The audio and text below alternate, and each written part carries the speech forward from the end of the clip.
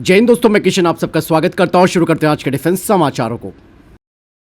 दोस्तों, भारत के अधिकतर ड्रोन आप सबने देखे होंगे केवल जासूसी करते हैं, लेकिन अब भारत का आर्चर एनजी दुश्मनों के एयरक्राफ्ट को भी मार गिराएगा।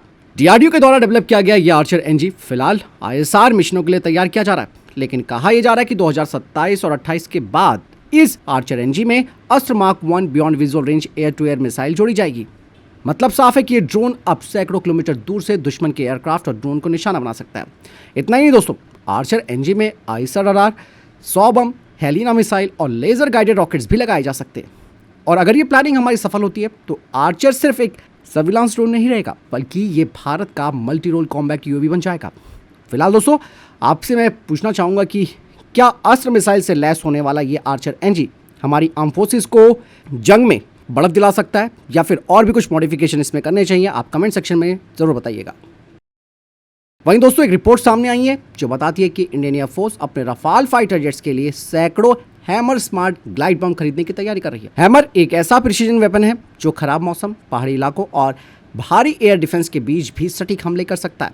इवन ऑफ सिंदूर में भारत ने इसका इस्तेमाल भी किया था। और हैमर की सबसे बड़ी खासियत यह है कि रफाल को दुश्मन के एयर डिफेंस के करीब जाने की जरूरत नहीं पड़ती। एयरक्राफ्ट सुरक्षित दूरी से हमला कर सकता है। इवन जीपीएस, इनिशियल नेविगेशन और लेजर गाइडेंस से लैस हैमर स्थिर और चलते हुए दोनों तरीके के टारगेट्स को तबाह कर सकती है। बताया जा रहा है कि अगर ये खरीद फाइनल होती है तो इंडियन एयरफोर्स के पास लंबे समय तक चलने वाले अभियानों के लिए प्रिसीजन स्ट्राइक हथियारों का एक बड़ा भंडार होगा। वहीं दोस्तों, प्रोजेक्ट 18 को लेकर भी एक बड़ी अपडेट सामने आई है। बताया जा रहा है कि ये जो प्रोजेक्ट 18 है वो कोई साधारण डिस्ट्रॉयर नहीं होने वाला, बल्कि एक क्रूज क्लास का वॉरशिप होगा।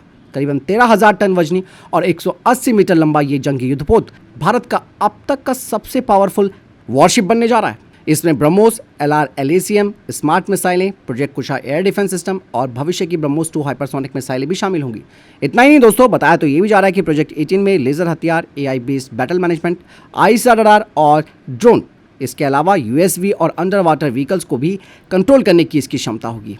बात साफ हो जाती दोस्तों, ये केवल एक जंगी युद्धपोत नहीं है, बल्कि पूरे कैरियर बैटल ग्रुप का कमांड सेंटर बन सकता है। और इंडियन नेवी का अगर ये प्रोग्राम सही समय पर आगे बढ़ता है तो प्रोजेक्ट 18 भारतीय नौसेना की ब्लू वाटर ताकत को नए लेवल पर पहुंचा देगा। इसके अलावा दोस्तों, एक और बड़ी अपडेट आ रही है MRFA को लेकर। बताया जा रहा है कि MRFA प्रोग्राम के तहत 114 नए रफाल फाइटर जेट्स जो लिए जाएंगे, उनमें और ज़्यादा घातक मिटीरियल मिसाइलें होंगी। ये डील लगभग 3.25 लाख करोड़ रुपए की है, जो कि काफ़ी महंगी डील है। और ये डील इसलिए भी महंगी है क्योंकि केवल हम फाइटर जेट नहीं खरीद रहे हैं, बल्कि इसके साथ पूरा पैकेज भी ले रहे हैं, जिसमें कि मिट्योर मिसाइल के नए और एडवांस वेरिएंट भी हम लेंगे। मिट्योर, जो कि पहले से दुनिया की सबसे घातक बियॉन्ड विजुअल रेंज मिसाइल है, इसकी रामजेट टेक्नोलॉजी इसे लंबी दूरी तक बेहद घातक बनाए रखती है। और मैं आपको बता दूं कि ऑफ सिंदूर में भारत ने मिट्योर मिसाइल का इस्तेमाल नहीं किया था। अगर इसका इस्तेमाल होता तो शायद पाकिस्तान के हालात और ज़्यादा बुरे हो जाते।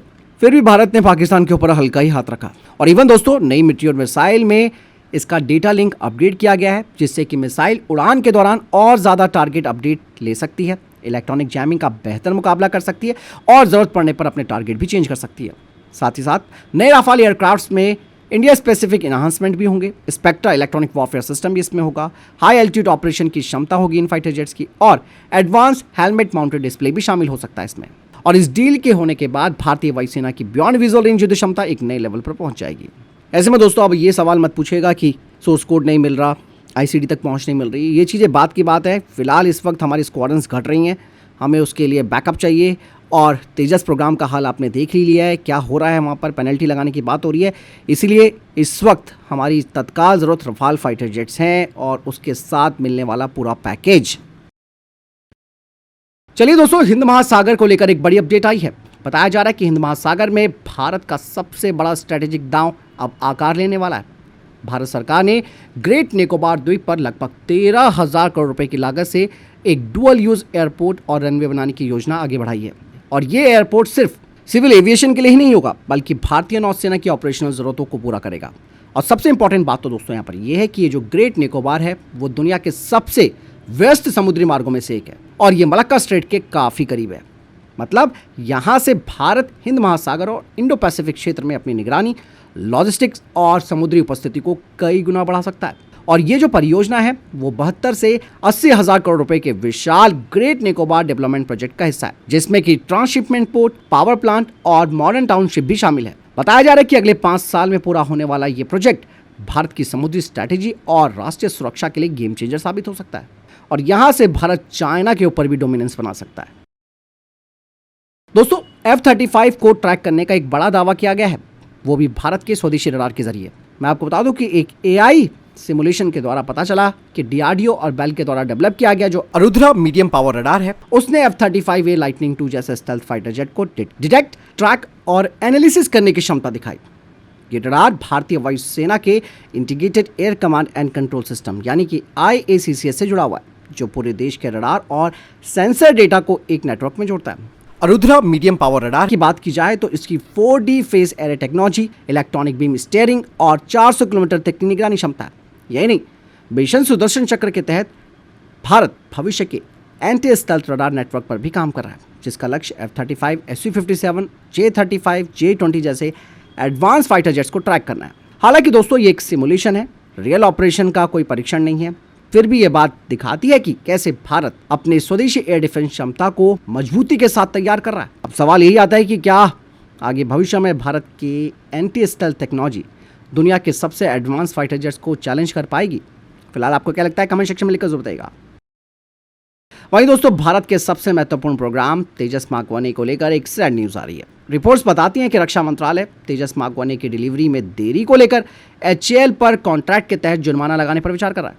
2021 में आप सबको मालूम है कि 83 तेजस मार्क 1 फाइटर जेट्स का ऑर्डर दिया गया था, लेकिन अभी तक इंडियन एयरफोर्स को एक भी विमान नहीं मिला है। वहीं HAL का कहना है कि GE एरोस्पेस इंजनों की सप्लाई में देरी कर रही है और महत्वपूर्ण सिस्टम्स के सर्टिफिकेशन में समय लग रहा है, इस वजह से ये प्रोग्राम प्रभावित हुआ है।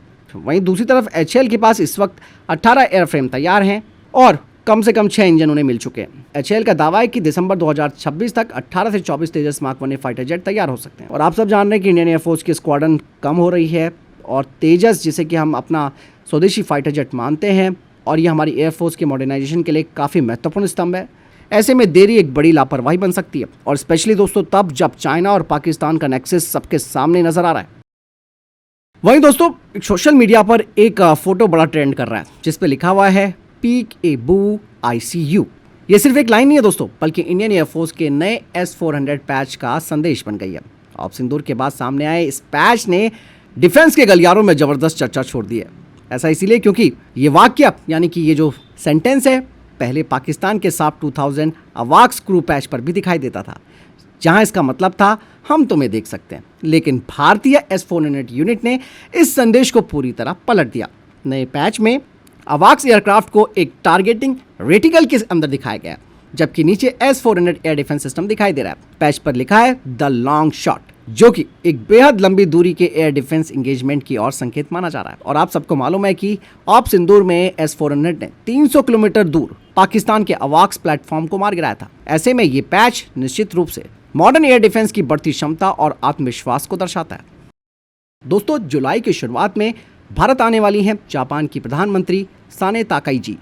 बताया जा रहा है कि इस दौरे पर सिर्फ डिप्लोमेटिक ही नहीं बल्कि डिफेंस सहयोग पर भी बातचीत होगी।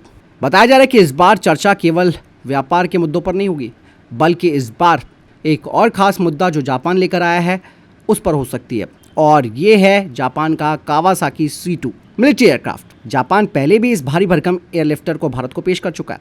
ये विमान बड़ी मात्रा में सैनिकों को, हथियारों को और मिलिट्री उपकरणों को लंबी दूरी तक तेजी से पहुंचा सकता है।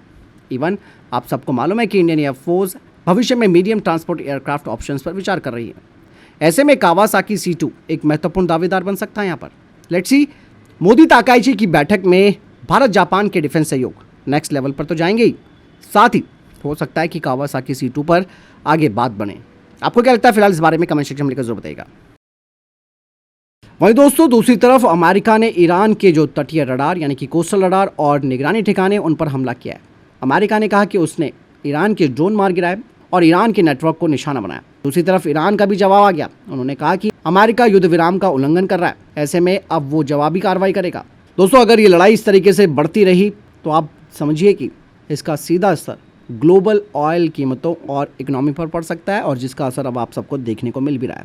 हालांकि डिप्लोमेटिक प्रयास जारी हैं, लेकिन हालात लगातार कॉम्प्लेक्स हो रहे हैं। अगर टेंशन बढ़ी इस तरीके की तो इसका प्रभाव पूरी दुनिया महसूस कर सकती है। लेट्स सी, वैसे आपको क्या लगता है, क्या ये संकट जो आ चुका है इस वक्त वो बातचीत से सुलझेगा या फिर क्षेत्र में और तनाव बढ़ेगा? आपको क्या लगता है कमेंट सेक्शन में अपनी राय जरूर दीजिएगा। तो फिलहाल ये था अभी तक के टॉप डिफेंस अपडेट। वीडियो के सामने कोई प्रश्न जवाब या आपको कोई सवाल है कमेंट सेक्शन में लिखकर जरूर पूछेगा। वीडियो को लाइक और शेयर जरूर कीजिएगा। ख्याल रखिएगा अपना। जय हिंद, वंदे मातरम।